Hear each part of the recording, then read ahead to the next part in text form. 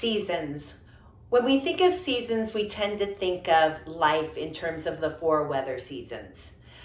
And having just moved back to Nebraska after living in Florida for the past 20 years, may I say I'm so excited to experience all four seasons again. Because in Florida, we basically have two seasons. We have summer, and then we have more summer, and then we have a little cool down, so we call that spring, and then we roll back to summer pretty quickly. So I'm so excited to be in fall. In fact, I've already been to Vala's Pumpkin Patch. I've already bought and planted my mums. And I was going to say the only thing that would make this better is if Nebraska would start playing football, which now they're going to do. So I am so excited to be experiencing fall in Nebraska. When we think about seasons as it relates to our spiritual journey in life, we tend to always give winter the bad rap as the tough season of life. But may I suggest to you that not all of us think of winter as our least favorite season. For me, growing up, winter had the fondest memories. And I think majorly because my father, who moved us back from Colorado to Nebraska when I was in junior high, which is a really tough time to make any move of that magnitude, he promised us he would take our family on a Colorado ski trip every year. And so what we would do is the day after Christmas, we would load up and head across I-80 all the way to the beautiful mountains of the Rockies, and we would ski our little tushes off for about 6 days. When we were old enough where both myself and our best friend's son, Greg Macaluso, got our driver's license, they would let the four of us kids, Greg, Julie, Ty, and Scott, drive in one car together, and the parents would ride in another car together. And somehow they thought this was okay to do this, which now I think, what were they thinking? But I think they were just so excited to have that adult time, Dick and Artie and Dawn and Alice, that they were more than willing to risk putting the four kids in their own car. Now, this is before we had cell phones, so our way of communicating while going down the interstate was to we'd hold up signs, bathroom break, coffee stop, let's keep going. And it was a real good time as we tootled down the highway. And then, like I said, once we got out to Colorado, my dad would get us up every morning with there's virgin snow out there waiting for us. And we would be the first in line for the ski lift and the last ones down the slope. I think my dad wanted to get every penny's worth of what he spent on lift tickets. So winter, I have fond memories of you, and I am so sorry you get the bad rap for being the tough season. But today I'd like to spin the idea of seasons in our spiritual journey into 3 spiritual seasons rather than 4. And I learned this concept in a small group, small home church that I attended about 4 years ago. We had this lesson, and it's a beautiful way to represent the seasons of life. And after I explain each season, then I'm going to tell you some stories about these seasons, and hopefully you can relate to what season you're currently in, and also give some thought to how you're going to handle it when you go into another season. I'm going to talk about these seasons as it relates to friendship, as it relates to being a mother, and as it relates to being a woman, which you should be able to relate to in at least 2 out of the 3, if not all 3. Also, I hope that you understand that whatever season you're in currently, you will not remain there forever. Like our Bible verse today says, Ecclesiastes 3:1, to everything there is a season and a time for every matter or purpose under heaven. I love that it says to everything there is a season. In other words, we can count on the fact that the season we are in currently will pass. Otherwise, it wouldn't be a season. And then secondly, it says there is a time for every matter. And to me, a matter implies that we can be in one season, in one area of our life, maybe like as a mother or as a wife, and then we could be in a totally different season in another area of our life, like maybe our vocation. And again, I think this is the way God gets us through the tough seasons. It's not having us be in the same season in all matters at the same time. So let's break down the 3 seasons. And the first season is thriving. And I hope you can see this. In a season of thriving, we are experiencing life. And when we are in a season of life, it's very important to give gratitude. So in this season, when we're intentional with gratitude, one of the best practices I've developed is writing down my gratitude. About 6 years ago in 2014, I did a Bible study with my Florida gals, and we did Ann Voskamp's book, which is called 1,000 Gifts. And if you've never read Ann Voskamp, it is just it's just a poetic treat for your ears. She is such a beautiful writer. Psalm 50:23 states, "He who sacrifices thank offerings honors me." So thanking God for the simple moments, thanking God for the big provisions like abundance, thanking Him for times of thriving.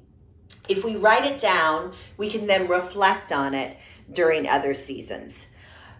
Jesus had years of thriving. I picture his smile as he learned carpentry from his father in the carpentry shop. I picture his smile and his joy when he multiplied the fishes and loaves and was able to make sure all those on the hillside didn't go hungry that day. And I just picture the glimmer in his eye when he took some joy in confounding the wise with his upside down theology. Second is the season of surviving. And when we are in a season of surviving, we are experiencing death of some kind. In this season, we need to have an attitude of surrender to the author and the finisher of life. And my example I thought of when it comes to surrender was with my mother when she was dying of cancer. I really felt a lot of weight about being her daughter and making sure she was getting the best care. And I remember walking into church one day and this usher who often seated us noticed my countenance. And she said to me, "Julie, how can I pray for you? What's going on?" And I explained to her that I was just so consumed with making sure I kept my mother alive as long as possible. And she listened, and then she gently took me by the shoulders and she looked me in the eyes and she said, "Julie, your mother is not going to leave this earth one day before she's supposed to, nor is she going to linger one day longer than she is supposed to." And I know that was basically her paraphrasing that verse that the Lord knows our number of days, but it was just the way she said it that it really just sunk into my spirit, and I was able to surrender to the fact that God knew when my mother's correct day, right day to depart was. And as my mother would have it, she ended up hanging on until she passed away, and we could have her funeral in Omaha the same week that we also had to travel back for a wedding that my daughter was the flower girl in. So I had to kind of snicker, because that would just be like my mother to say, "Oh, I want to spare my daughter the effort of having to go to Nebraska twice." So again, I surrendered to the truth that God had her days numbered, and it really helped me. Of course, Jesus modeled surrender throughout his life, and at no greater time than when he hung on the cross and uttered those last words, "It is finished." And he bowed his head and he gave up his spirit. The third and final season is reviving. And in a season of revival, we are experiencing some sort of resurrection. And in this season, we can be hope-filled. This is such a sweet season after a season of surviving, because we are just so grateful for it. I think of this COVID season that we've been in, and during the first couple months of it, both my daughter Allie and I were hunkered down in Florida. Both of us were on furlough from our jobs, and we decided the moment we heard that the beaches had reopened to hop in my car and drive the 1 hour to Cocoa Beach.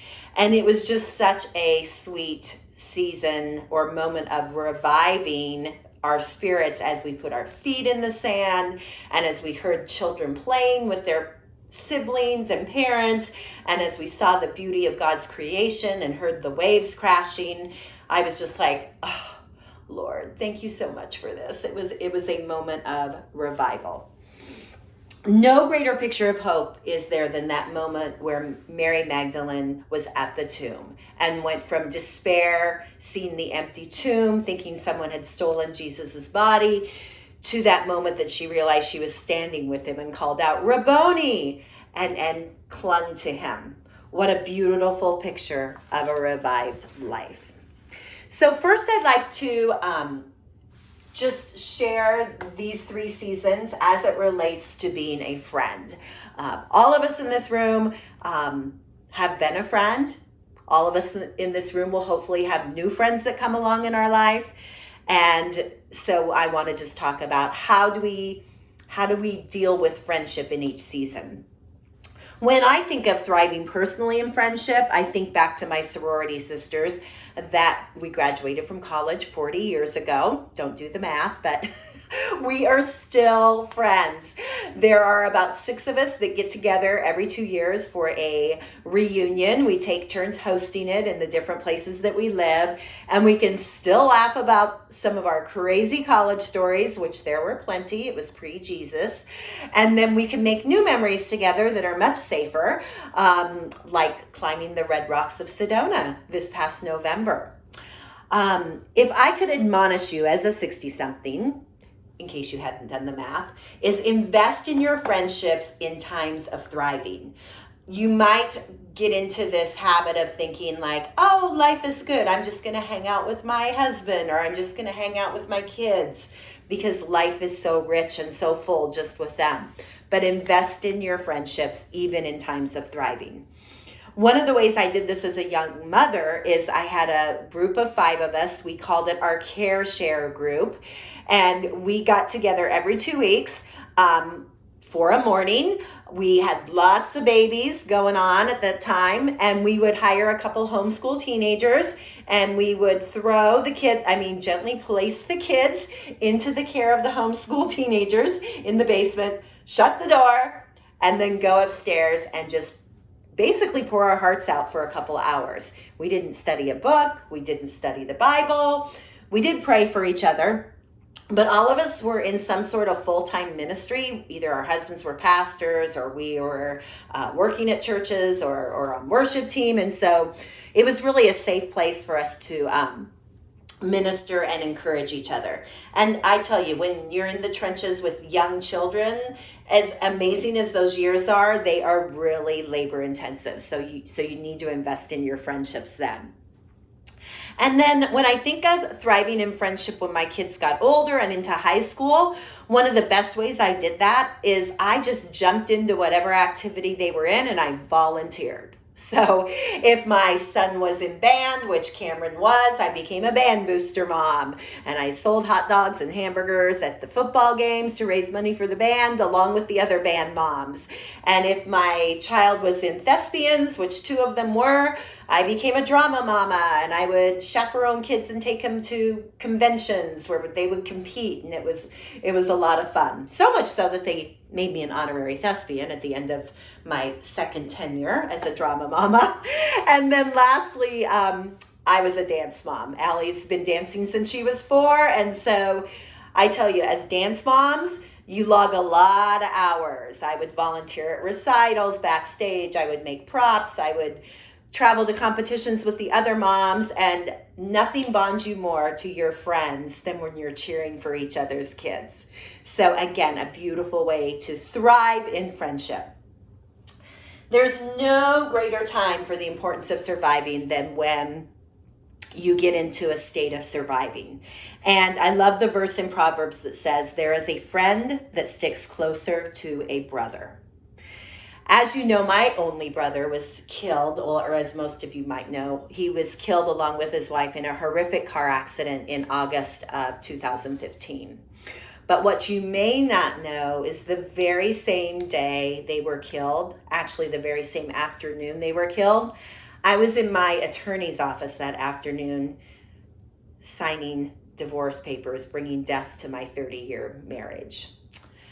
The fact that those two things coincided on the same day on the planet was just horrific. And I remember when I got the phone call the next morning from Emily, my niece, that my brother and sister had been killed. It was just the most horrific phone call I probably, hopefully, will ever get. I called my friend Christina, and thankfully she had taken that morning off from work. She was actually playing tennis just a few blocks away, and she ran over and held me while I called my father on the phone and told him his son had been killed. And as hard as that day was, the next day was even harder.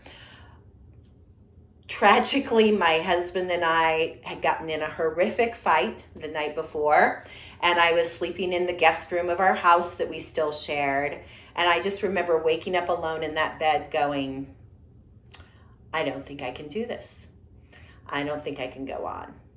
I wasn't going to do anything, but I just didn't have the strength to even think about what was next.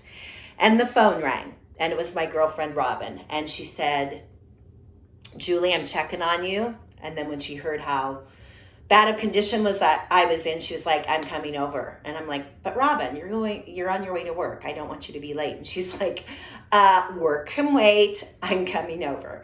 And she came over and came up to the bedroom and just stayed with me. And then another friend, Tracy, came over, and Robin left to go to work. And then Tracy stayed for a while with me, and then Deb came over. And so it was just like all day I was never, ever alone. Friend tag teamed with friend to make sure I wasn't alone. When Deb got there, she had known Mike and I since the early marriage years, 30 years prior. We were both newlyweds together, and the four of us hung out as best friends during those early married years. And so she knew me very well. And she knew Mike very well. And we got into another argument, and she was like, Julie, I am not leaving you alone in the house with Mike the rest of this day. I'm spending the night. I'm taking you to the airport in the morning, and I'm going to make sure you get on that plane to go bury your brother and sister. I can't tell that story without thinking of the sacrifice she made just to drop everything that day and make sure that I wasn't alone. She cared for me so well. That night before I got on the airplane, I remember gathering around my kitchen table with a group of friends, probably about 6 or 7 of us. And I remember looking at these friends. Someone brought pizza. We were, reminiscing about my brother and sister, and we were they were just giving me a lot of love. And I remember looking at them and going, I am so grateful I invested in these friendships during the good times, because I have absolutely nothing to give them right now. But that's what friends do in times of surviving. They show up and they get you through. They get you through that season of death. Yes, I did enter a season of reviving, and I truly feel like I've been in the season of reviving for the last couple of years. And even in your season of reviving, it doesn't mean you stop needing your friends. I've made several trips back to Omaha to, just be with my nieces and nephews that no longer have their parents. And every time I would come to Omaha, the Reeds would open their home for me to stay with them. The Vasioses opened their home to me for 2 months when I decided to move back here permanently. The Slaybaws would lend me their car when I would come back and visit.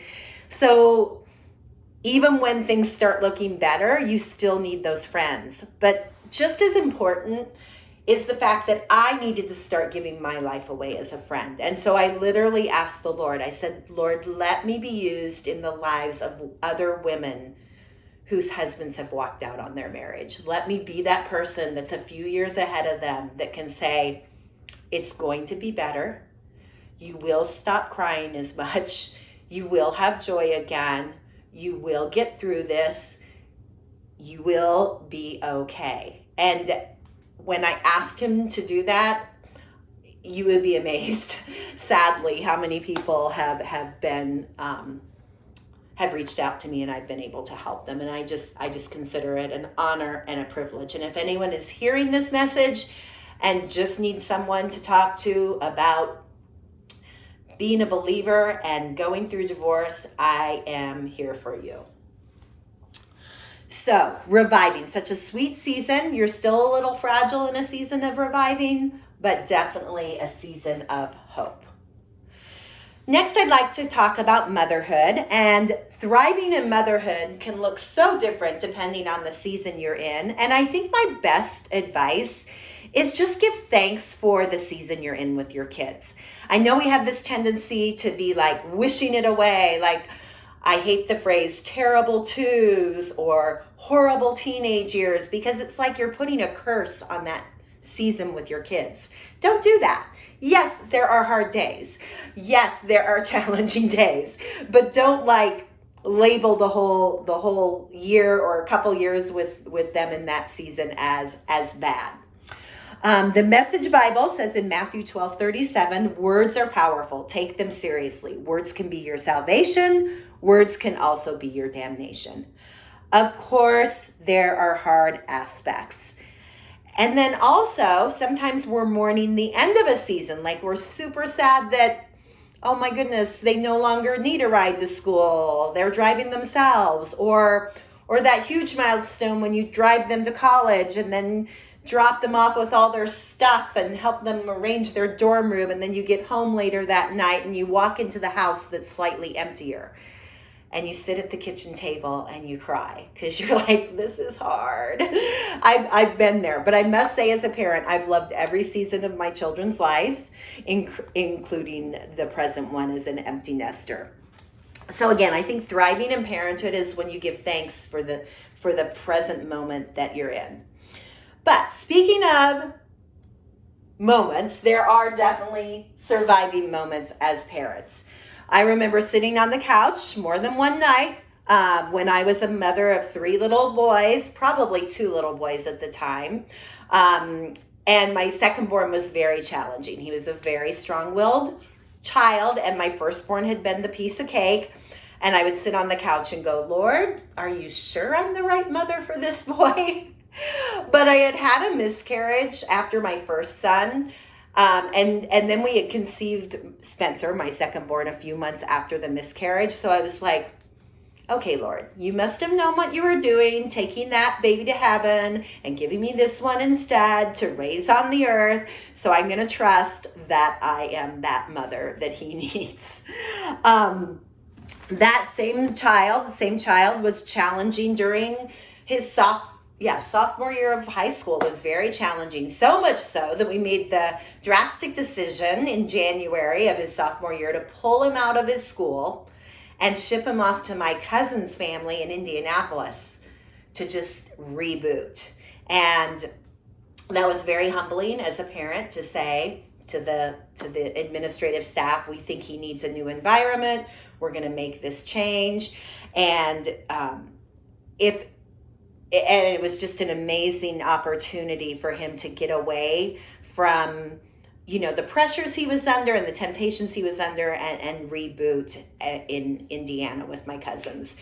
And it was also a time for them to hear Spencer's heart and have them give us some input as to how we could be better parents and love Spencer in a better way. So even though it was hard, it was definitely something that was needed. Also, parenting adults comes with its own surviving moments as well. I've started saying, you never stop being a parent. It's just that the problems get bigger. And so when I think of a surviving my adult children's story, I think of my son, Drew, who's married. And I went to care for their first son, Parker, my oldest grandchild, when they were about to go to the hospital to have their second son.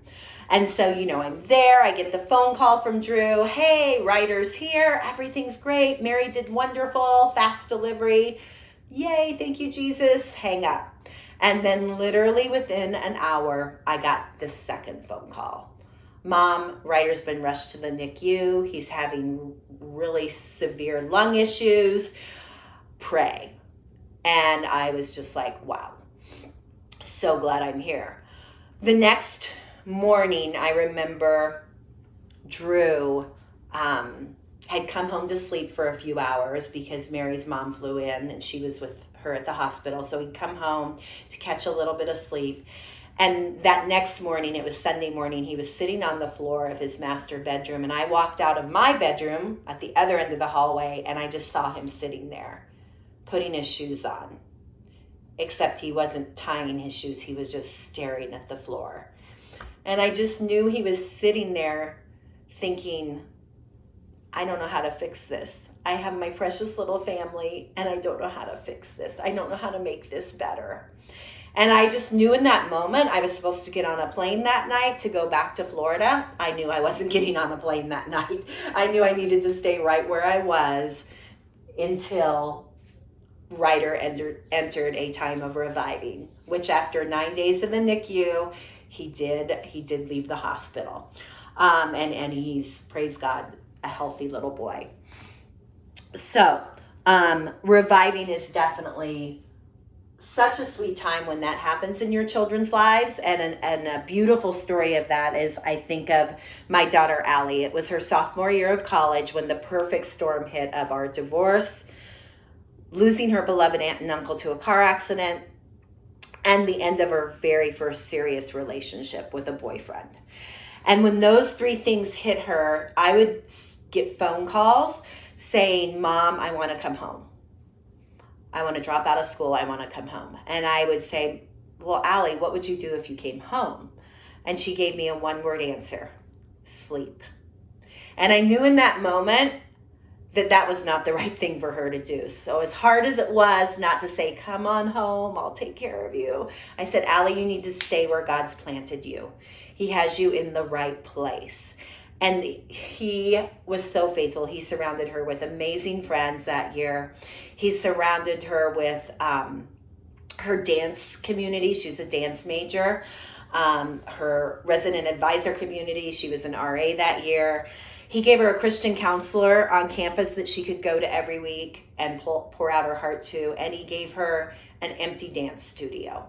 Many nights she would go over to the college dance studio and she had it to herself, and she could cry and she could scream and she could kick and she could dance and she could just let it all out before the Lord.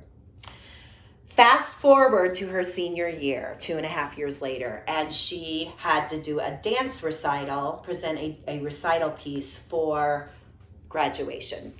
And they pick the theme, they pick the music, they pick the dancers, they choreograph it, they do everything. And so she picked the Book of Job. She choreographed her show, her senior show, to the Book of Job. And you all know Job in the Bible and all that he went through. And so when these beautiful dancers performed this piece, including her representing Job, I knew she wasn't just representing Job. She was representing herself and all the seasons God had taken her through those last 3 years of college. After the recital, her ballet teacher, who can be rather intimidating, grabbed me and took me aside. And she said, Miss Starr, in the 19 years I've been teaching dance at PBA, this is the first senior recital that has met my expectations. And I was just like, well, thank you, Miss Eileen. That is a huge compliment. Thank you so much. But even more important than that was her friend Becca that had grabbed me in the reception hall, and we just sobbed together. And as I was sobbing, it was in that moment that God reminded me, I brought your daughter through survival time, and she has been revived. He loved her so, so well into the season of revival. And in that theater that day, when she did that show, it gave other people hope that needed it that day. I still have friends that go through hard times and they're like, I'm so glad I saw the Book of Job because I'm reminded of hope. Let me touch briefly as a woman about these 3 seasons. And as women, we have a tendency to put other people's needs ahead of ours, especially if we're a wife or a mother. But thriving for me at 62 looks very different than what thriving for you would look like, unless you're 62 like me. But my point being, find out what allows you to thrive. For me, it's now 7 to 8 hours of sleep a day, working out a couple times a week, having a job that I love. It's also making sure I don't cave dwell, that I get out there and I spend time with friends and family. And doing hobbies, like I love to scrapbook, getting to church in time for worship. I know how God has wired me, and so I'm intentional in doing the things that allow me to thrive. The other thing I've been learning to do is how to slow down. If you know anything about the Enneagram, I'm an Enneagram 3, which means we are all about production and getting things done. And so I've learned how to just be in the moment and not just be thinking about the next thing that needs to be accomplished. I mean, I still do some of that, but I'm getting better at it. So again, thriving, figure out what it looks like for you as a woman. Surviving, a big downside of how God wired me is I'm very performance driven. And I'll be bluntly honest that I took a lot of pride in being a nuclear family, a husband for many years. You know, I had a great husband for many years. I had 4 amazing children. I took a lot of pride. My husband was a worship pastor. He was up front. He could play piano. He still can play piano amazing and lead worship. We did a lot of amazing things in missions and worship, citywide worship. So I took a lot of pride in that. I also took a lot of pride, I still do, in being Ty Schinzel's sister. And so when Ty was killed, you know, yes, I will always be his sister, but there'll be some of you that will never know what an amazing man he was, along with his wife, Terry, how amazing they were. I remember the first horrific Christmas of 2015. We came all gathered here in Omaha, and all my kids came from wherever they were living, and I came from Florida, and we gathered here. And we got with my 4 nieces and nephews, just to be able to love on them and vice versa, them love on us. It was a very hard Christmas. And we're sitting one of the first nights, I think it was Christmas Eve, at a table playing a board game. And I look around and there's my 4 kids, my brother and sister's 4 kids, and me. And I'm like, how did we go from 4 adults in my generation to it just being me? I mean, we lost my husband and my brother and my sister. So instead of 4, there was just me. And it was hard. We got through that horrible Christmas, but yeah, it was definitely a time of surviving. My spiritual mentor, Caron Lovelace, has this saying. She says, whatever comes, God comes with it. And I despise the saying, it is what it is, because I feel like that has just no hope in it. But if you tell me whatever comes, God comes with it, that can help me. Was it God's intention that my husband of 30 years decided to be unfaithful? Of course not. That is not what God wanted for us. Was it God's intention that some crazy man was driving the wrong way down an interstate and wiped out the truck that was carrying 4 precious people? No, of course not. Don't tell me everything has a reason. That gives me 0 comfort. But if you sit with me in the pile of grief and sadness, and you tell me Jesus hasn't left me, that God has come with this problem, that gives me comfort. So just some good advice for those of you that are going to come alongside your friends. And by the way, God doesn't care if you kick and scream and even cuss. He can take it all. I've had many a night I got in a car and went on a really angry car ride, me and Jesus, and it's fine. It's fine. I stood at my 60th birthday party in June of 2018 that my daughter put on for me. And I shared that I did not have the corner market on having survived tough times. There were women in that room that had been through very hard times of their own. My friend Nancy had buried her 19-year-old daughter after a horrible bout with cancer. My other friend, Caron, had survived infidelity in her marriage, where they had lost their church that they had founded and built over 30 years. At the same time that happened, they lost their house, they lost most of their friends. Yes, their marriage was restored, but there was a lot of loss. I had friends in that room that had lost siblings suddenly, just like I had. And when I looked at that room, I realized that everyone had their story of revival. And I knew in that moment that I was in my season of revival. Allie's junior year of college, she was able to study abroad in Italy. And I made plans to go join her at the end of that semester and travel with her a little bit more before we both flew home. And we tacked on a trip over to Greece and to the beautiful island of Santorini. That was our last stop. That Santorini's that island with the white buildings and the blue roofs that you see in pictures. And yes, it's as magical as it looks in the pictures. And we had had a blast of 2 days in Santorini. We had rented ATVs and ridden from one island to the other, laughing our heads off like kids. And it was just amazing, seeing some beautiful sights. But on the very last day, I had lunch with our mutual friend that I had brought with on the trip.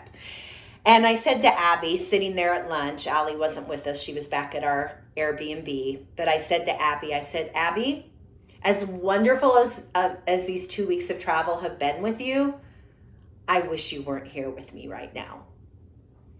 I said, I wish Mike was here with me. And I just started crying. And I was like, these are the kinds of trips we should be taking right now together. It should be him and I enjoying these special moments with our daughter. And it was at that moment that I realized two matters could be true at the same time. My cousin Steve has this expression. He says, more than one thing can be true. And I knew that both I had the joy of the amazing memories I had made with my daughter and my dear friend Abby for those past 2 weeks. And I had the sadness that I would not be making those kinds of memories with my husband, Mike, who is now my ex-husband. So all that to say, my season of revival is sweet. I'm probably still in it. This year I made the bold decision to move back to Omaha after 20 years in Florida, and God has blessed me with a new job, which I love. He's provided a sweet little house for me to rent, and it happens to be right across the street from my niece Emily, her husband, and their 4 precious little children. So, signs of revival are in my life, and I'm moving into thriving and gratitude again, very much so. Life may not always look like we thought it would, but remember, whatever comes, God comes with it. And I hope this principle of these 3 seasons, thriving, surviving, and reviving, allows you to process where you're currently at and where God will be taking you in the future. Thank you so much.